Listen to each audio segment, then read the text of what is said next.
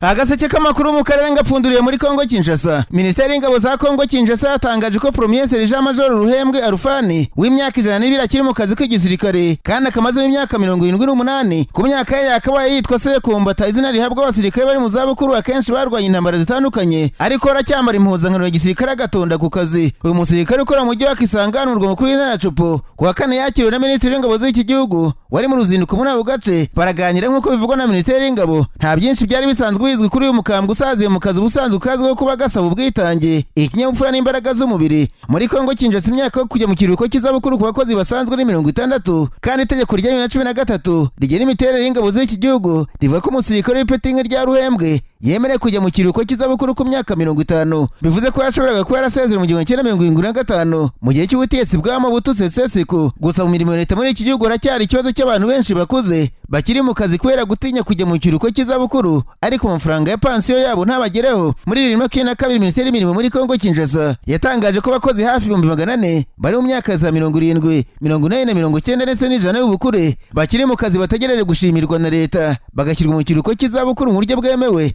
bityo bagatahana icyizere ko pansiyo yabo izajya ibageraho. Premier Sergeant Major Ruhembwe ashobora kuba ari umwe muri abo. Uhereye ku myaka amaze mu gisirikare yatangajwe na Minisiteri y'Ingabo, uyu mukambwe yinjiye mu gisirikare nyuma gato y'intambara ya kabiri y'isi. Ruhembwe niba zimwe atarazirwanye ashobora kuba azi byinshi ku ntambara zitandukanye zabaye muri Kongo, izakera mu myaka za 60, intambara za Kongo ya mbere n'iya kabiri zo mu myaka y'imyaka za 90 n'intangiriro za 2 n'izindi. Nayo intambara ziri kuba muri Uburasirazuba bw'iki gihugu zo zishobora kuba zarasanze atagifite umugongo wo kujya mu irasaniro. Ibinyamakuru muri Kongo Kinshasa bisubiramo Minisitiri w'Ingabo Kayikwmaba mu ya Vita agira ati umugabo ni ikimenyetso gikiriho cy'ubutwari, ikinyabupfura no kwitangira gukorera igihugu, akwiye ishimwe rya Repubulika. Kabomba yijeje Sergeant Major Ruhembwe ko mu minsi iri imbere azambikwa impeta z'ishimwe kubw'ubudahemuka mu gukorera igihugu. Minisitiri w'Ububanyi n'Amahanga wa Kongo Kinshasa Madame Kayikwmaba yatangaje ko agiye kurega abagabo babiri n'igitangazamakuru kimwe avuga ko batangaje amagambo n'amashusho y'ibinyoma no gusebanya ku buzima bwe bwite. Mu itangazo yavuze ko ari bwite yashyize ku rubuga X, Kayikwmaba yavuze ko ibyo byatangajwe y'isi bitero byagerageje guhindanya ibihe byakabaye iby'ubuzima bwite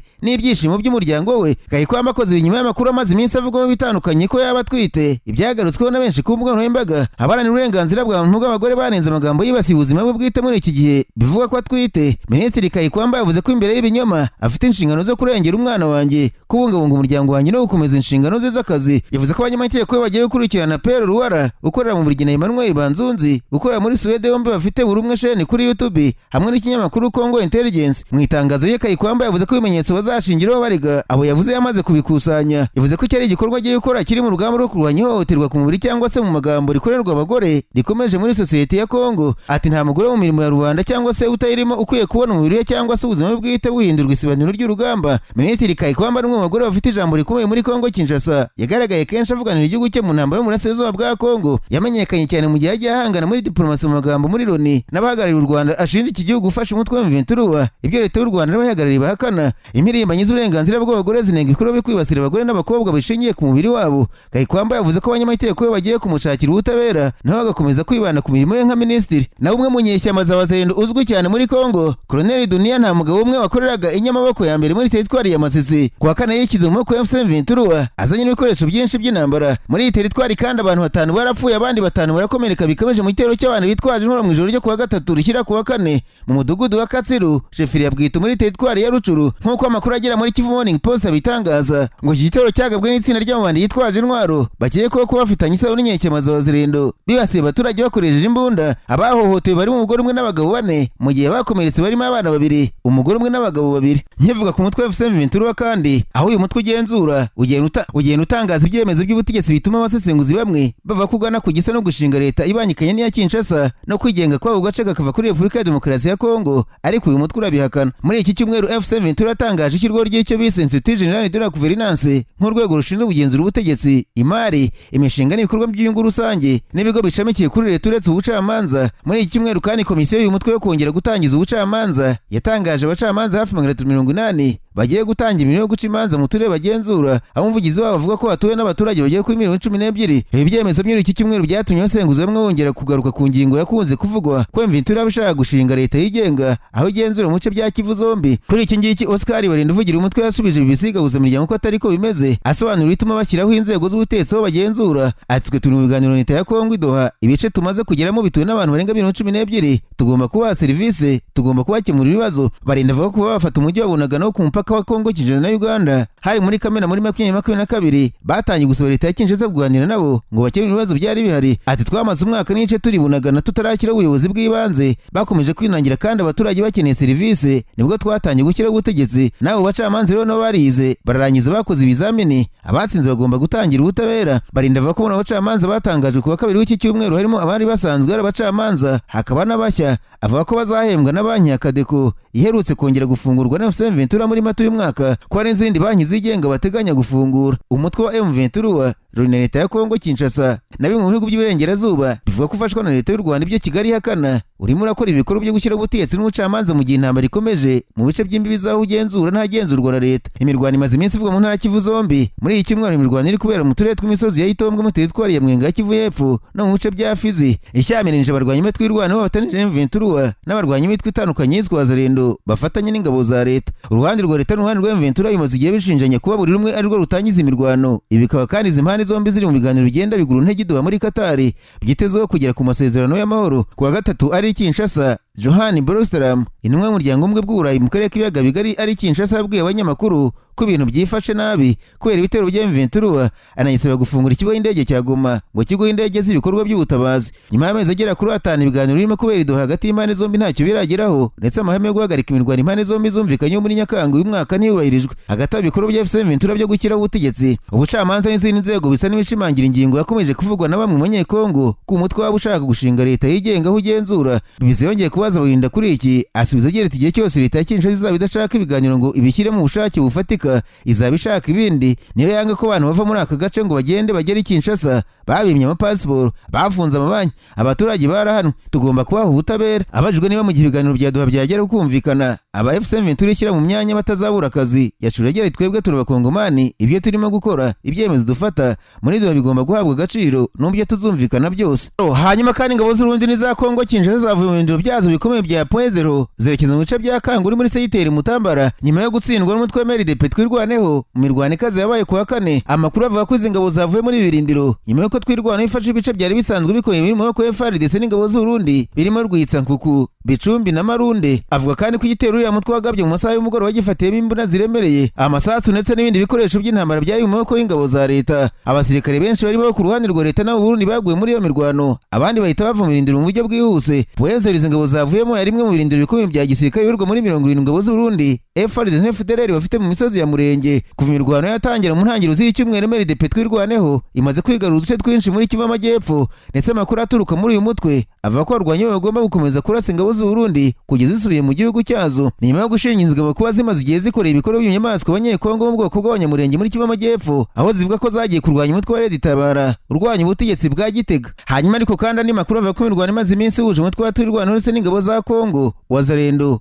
FDL ingabo z'Uburundi muri Kivu Amajyepfo mu misozi ya Fizi. Yiciwemo abantu bakomeye mu rya Kinshasa barimo abajenerali ndetse n'amajoro bivuga ko bari barazengereje abanyamurenge. Muri iyi mirwano ikaze yatangiye mu ntangiriro z'icyumweru hagati y'umutwe wa MRDP twirwaneho n'ihoro rya leta ya Kinshasa mu misozi miremire ya Mwenga, umurenge wa Itombwe no mu gice cya Fizi. Twirwaneho yafashe uduce twinshi turimo Ngezi, Tuwe, Mutunda, Rwitsankuku, Biraro, Mbiri na Mikenge. Muri iyo mirwano amakuru agera mu kinyamakuru Bwiza cyo mu Rwanda aravuga ko yica abasirikare bakuru ku ruhande rushyigikiye guverinoma barimo Jenerali Gakobanya w'umuwazalendo na Jimmy wari umwungirije ndetse na Majoro Kongore. Ubu Jenerali Gakobanya azwiho ko yaragiye agira uruhare mu gusenya Minembwe mbere y'uko Jenerali Makanika apfa, aho yagiye agaragara mu bikorwa byo gutwika, gusenya no kunyaga inka afatanije n'ingabo z'abazalendo. Urupfu rwe n'umwungirije Jimmy ngo ruraca intege bagenzi be bakoranaga byafi barimo n'izo ngabo z'Abarundi, kuko ari umuntu waruzi ibyo bice neza kandi ariwe wigaragazaga cyane mu bice byavuzwe ruguru bya Rwitsankuku, Biraro, Mbiri na Poezero. Nkivuga kuri uyu mutwe ariko kandi ubuyobozi bw'umutwe wa twirwaneho ugamije kurengera abanyamurenge batotezwa na leta ya Kongo Kinshasa bwazamuye mu mu ntera Michel Rukunda makanika waza ari umuyobozi w'igisirikare cy'uriya mutwe mu kwezi gushira nibwo makanika yazamuye mu ntera agirwa Lieutenant General ndetse na ofisiye w'ikirenga watwirwaneho nk'uko bigaragara mu itangazo Fardc Kaniki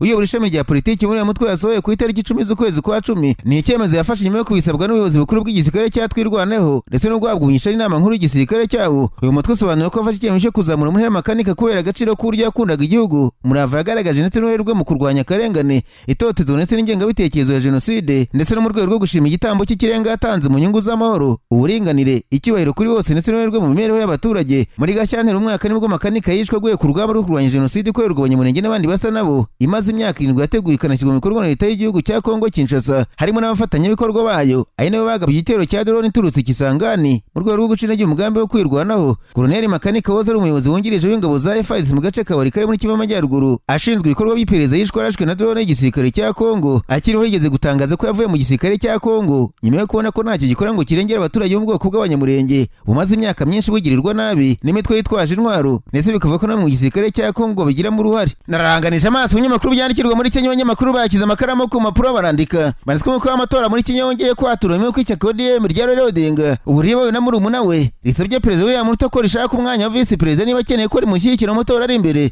Icyashyuhije imitwe abantu nuko bisobanuye ko perezida William Ruto yipakurura kindi cy'iture usanzwe ari vice perezida asimbuje Gachagua, kandi abaturage mu karere ka Mount Kenya nabo barahiye ko naramuka bakiriye umwana wabo ku ruhande batazamuha amajwi. Itangazamakuru rya Kenya ryavuze ko intambara rose kubashaka umwanya wa vice perezida kuko mu minsi yashize Ruto yumvikanye gukorana na Odinga witabye Imana ejo bundi biciye mu ishyaka rya ODM. Uburyo bubanza risaba ko rihabwa intebe ya kabiri mu gihugu, nubwo bwose mu ishyaka ODM harimo abahawe imyanya mu butegetsi bwa William Ruto. Abasenguzi bavuze ko uyu mugabo afite ihurizo rikomeye ryo kutazimya izina rya Odinga mu butegetsi bwa Kenya. Niba ashaka ko ishyaka rimushyigikira asabwa kuzafata mu bana wa Odinga cyangwa se umugore we umwe akaba vice perezida mu gihe batsinda amatora. Ibitari bingi ngo ishyaka rirahine bundi muntu. Hagati aho kandi umwuka ushobora kutaza kuba mwiza hagati ya Kenya na Tanzania kuko abakozi mu bigo byigenga bakomoka muri Kenya bakoreraga muri Tanzania batangiye kwirukanwa bashinjwa kuba inyuma y'imyigaragambyo yambitse ubusi igihugu cyafatwa nk'igicumbi cy'amahoro muri kano karere. Ikinyamakuru tuko cyanditswe ko wigishaga icyongereza muri Tanzania basinze utwanguki bagataha kuko igipolisi cya Dar es Salaam cyavuze ko kiri guhiga bukware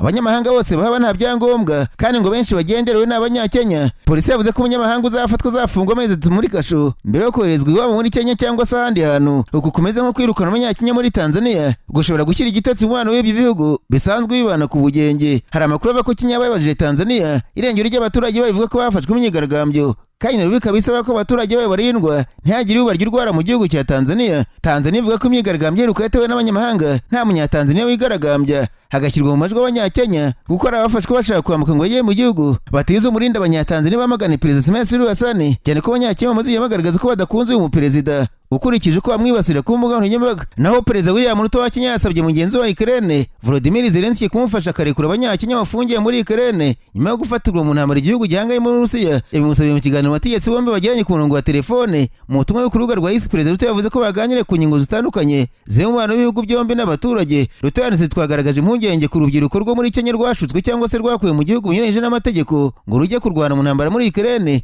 kandi twemereje kongera ubukangurambaga ku byago byavuka muri ibyo bikorwa. Perezida William Ruto yavuze ko yasabye perezida Zelensky ko yamufasha agafungura abanyakenya bari mu magereza yo muri Ukraine. Ati nashimishijwe nuko nyakubahwa yemeye ubusabe bwanjye. Abasirikare ba Ukraine baherutse gutangaza ko bafatiye ku rugamba abanyakenya barwanaga ku ruhande rw'Urusiya. Aba bafatiwe mu ntara ya Kayikwmaba nk'uko ingabo za Ukraine zibarirwa muri brigade 57 zabitangaje. Amakuru avuga ko bafashwe bagera kuri 4 kuva muri Gashyantare mu myaka 3 ishize. Urusiya buri mu ntambara na Ukraine nyuma y'uko icyo gihugu kitangije ibitero muri Ukraine mu kizo gukumira ko utani sateye imbibi z'Urusiya. Ni intambara yahuruje amahanga, buri gihugu gitabarwa n'inshuti zacyo, aho Amerika n'Uburayi barwanye ku ruhande rwa Ukraine ndetse abacanshuro baturuka imihanda yose baje kurwanira igihugu cyabahaye ikiraka. Nasimbukiye muri Tanzania abanyamakuru bicembera mudasobwa barandika Mansku Israel yemeje ko umutwe w'amasi kuwa gatatu yishyikirije umurambo wa Joshua Morere wari umunyeshuri uturuka muri Tanzania mu rwego rwo gushyira mu bikorwa amasezerano yo guhagarika imirwano muri Gaza yagizwe muri Leta Zunze Ubumwe za Amerika. Ibiro bya Minisitiri w'Intebe wa Israel byatangaje ko nyuma yo kurangiza isuzuma rya gihanga ryakozwe n'ikigo National Center for Forensic Medicine, Minisiteri y'Abanyamahanga muri Israel yahise bimenyesha umuryango wa Morere muri Tanzania wari umunyeshuri ufite imyaka 21. Morere yari arimo gukora imenyereza mwuga mu buhinzi mu majyepfo ya Israel ubwo abarwanyi ba Hamas bagabaga igitero cyo ku itariki 7 ukwezi kwa 10 mu myaka 2 ishize yiciwe ahitwa Kabuti na Hari Oz, hanyuma umurambo ujyanwa n'abarwanyi. Kuri ubu imirambo y'abanyayisraeli 5 ndetse n'umunyatayilandi iracyari muri Gaza. Mu itangazo ry'ibiro bya Minisitiri w'Intebe wa Israel ryasohotse kuwa 4 bavuze bati leta ya Israel ifatanyije bifatanyije mu kababaro n'umuryango wa Murere ndetse n'imiryango yose y'abantu bicwe bakaba barafashwe bunyago na Hamas. Leta ya Israel yongeye ko Hamas yasabwe gusubiza imirambo yose y'abashimuswe nk'uko biteganywa n'amasezerano yo guhagarika imirwano. Ubuyobozi bwa Israel buzakoresha imbaraga zose kugeza igihe bagarura imirambo yose y'abashimuswe nta n'umwe usigaye. Umuryango wo muri Israel witwa The Hostages and Missing Families Forum